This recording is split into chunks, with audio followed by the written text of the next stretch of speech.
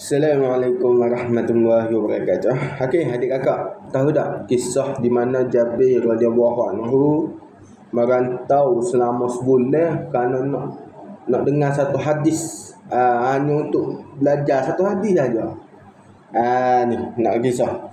Kisah ni disebut oleh Imam Al-Abdillah Al-Bukhari dalam kitab sahihnya, dalam pembahasan kitabul al-ilmi, dalam bab al-qurus bab al-qurus fi tulab al-ilmi, fi talab al-ilmi.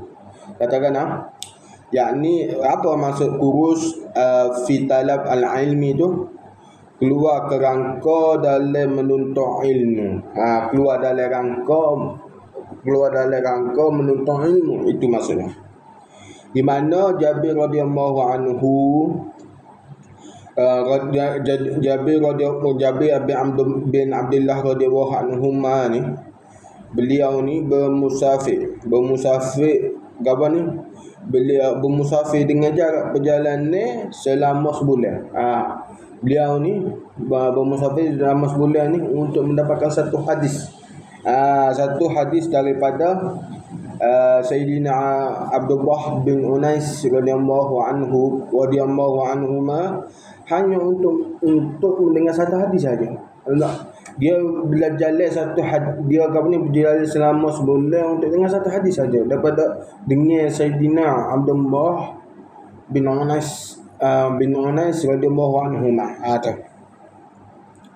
Kalau dalam kitab hadis ni, Imam Al-Bukhari meriwayatkan bahawasanya hadis ni yang Jabir meriwayatkan dalam kitab Al-Adab Al-Mufrad ni pada bab Al-Mu'annaqah, tentang berbulukkan.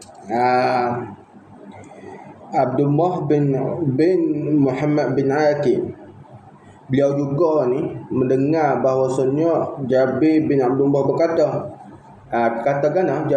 Jabir bin Abdullah katakan, telah sampai kepada aku hadis daripada seorang sahabat yang mendengar secara langsung daripada Rasulullah sallallahu alaihi wasallam.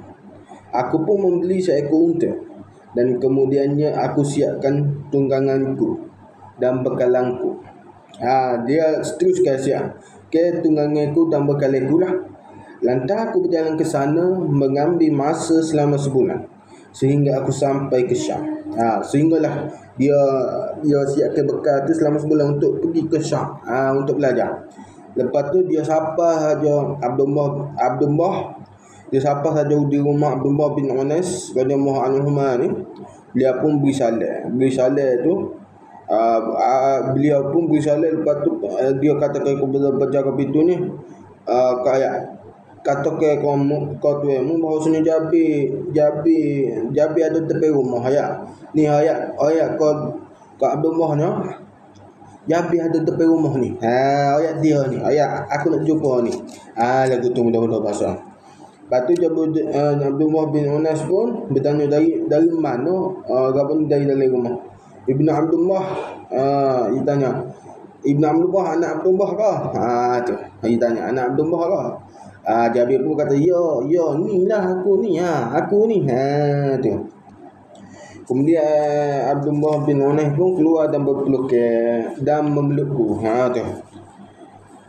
Jadi Jabir pun tanya, telah sampai berita kepadaku bahawa ada suatu hadis yang kamu dengar secara langsung daripada Rasulullah sallallahu alaihi wasallam. Dengan daripada Rasulullah sallallahu alaihi wasallam secara langsung. Maka aku bimbang jika salah seorang daripada kita meninggal dunia selama aku mendengarnya secara langsung daripadanya. Jadi lepas tu Abdullah kata, aku dengar Rasulullah sallallahu alaihi wasallam bersabda, yahsyurullahu an-nasa uran buhman. Qulna ma buhman? Qala laysa ma'ahum syai'un wa yunadihim bisawtin yasma'uhu man ba'da kama yasma'uhu man qarba. Ana al-maliku la yanbaghi li ahadin min ahli al-jannah yadkhulul jannah wa ahadun min ahli an-nar yatlubuhu bimadlamah ولا ينبغي لأحد من أهل النار يدخل النار وأحد من أهل الجنة يطلبه بمظلمة قلت وكيف وإنما نأتي الله ورة رحمن قال بالحسنة والسيئات.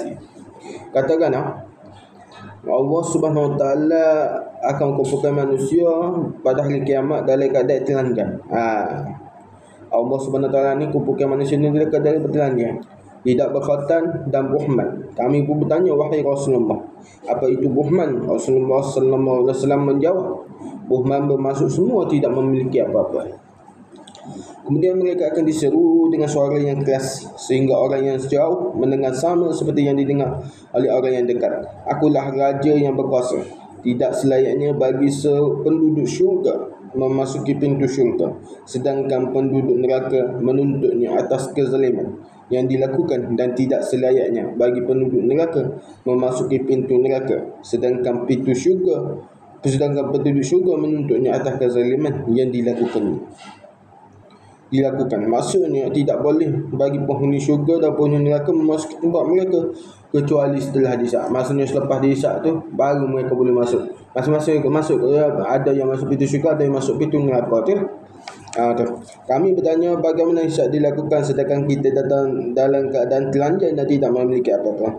Rasulullah sallallahu alaihi wasallam menjawab dengan kebaikan dan kejahatan. Maksudnya di sini dengan kejahatan dengan kebaikan tu, maksudnya dengan pembalasan yang kita lakukan atas dunia ni, sama ada baik atau buruk lah.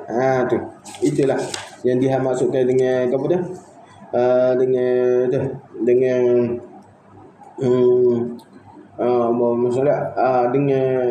dengan amalan kita tu. Tu.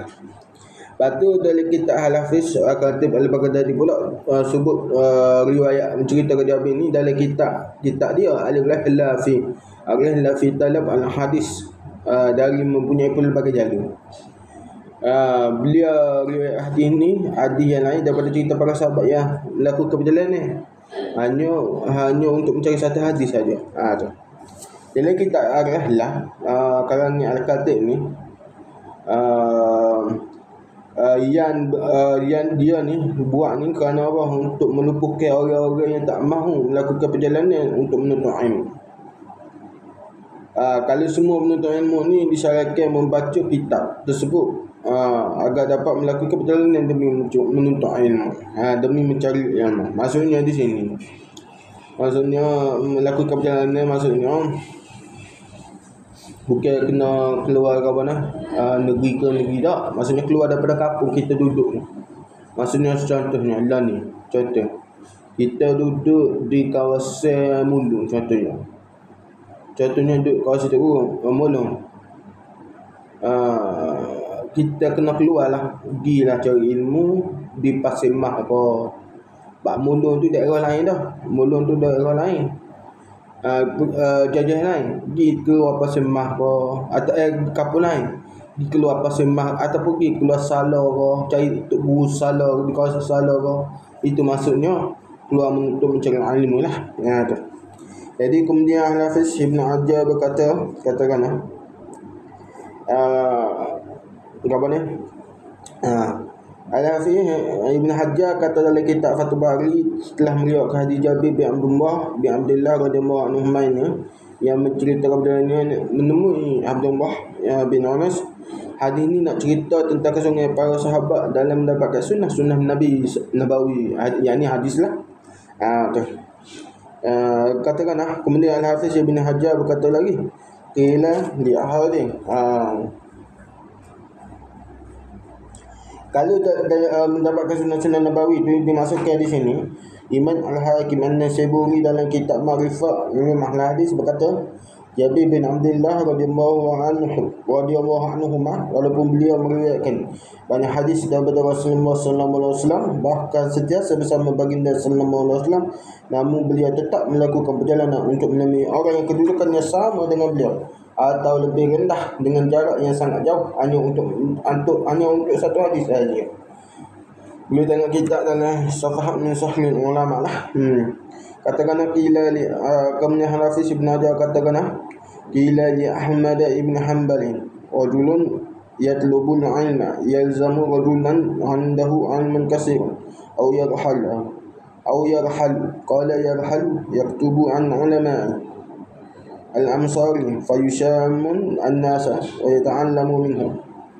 Imam Ahmad bin Hanbal pernah ditanya seseorang yang ingin menuntut ilmu, adakah dia perlu tetap bersama seorang ulama yang banyak ilmu atau harus melakukan perjalanan?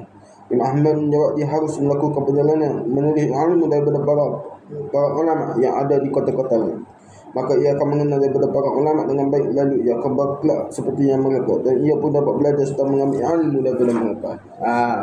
Inilah kisahnya sedikit selama berapa minit, 10 minit. Dapat sesuatu? Kalau dapat sesuatu, jangan lupa untuk share, like dan follow. Assalamualaikum warahmatullahi wabarakatuh. Papa hidup, papa roger.